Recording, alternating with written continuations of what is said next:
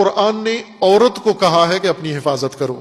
مرد کے بارے میں کہا ہے کہ یہ بیمار ہے، اس کے اندر بیماری ہے. یہ قرآن کریم میں ازواج النبی کو حکم ہے کہ آپ ان مردوں سے دھیمے نرم لہجے میں بات نہ کرو، کیونکہ یہ نرم لہجے میں بھی کشش ہے اس کے لیے. عورت کے قدموں کی آواز میں مرد کے لیے کشش ہے.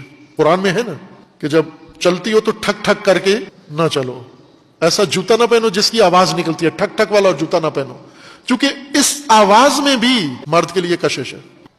عورت مکمل سراپا مرد کے لیے پرکشش ہے. اس کی ذات نہیں دیکھتا کہ فلاں ذات کی عورت، فلاں ذات کی عورت، فلاں نہ، صرف عورت. مرد کے لیے عورت پرکشش ہے. مرد نہیں ہے عورت کے لیے پرکشش.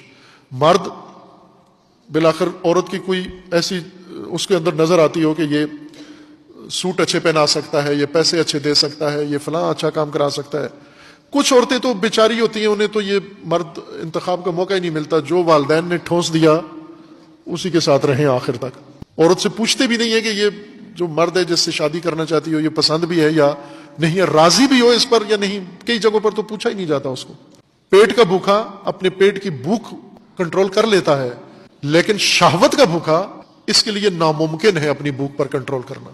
اس کے سامنے جب بن ٹھن کے اس کی شہوت کی بھوک کا سامان آپ سجا کے رکھو، یہ تجاوز کرے گا.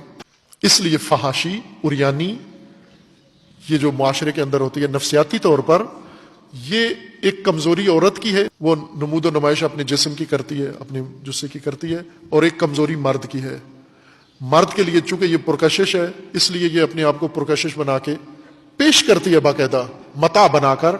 انسانیت کی توہین، عورت کی توہین اور مرد کی بھی توہین ہے. فحاشی تجاوز کو دعوت دیتی ہے. فحاشی کارڈ ہے تجاوز کے لیے.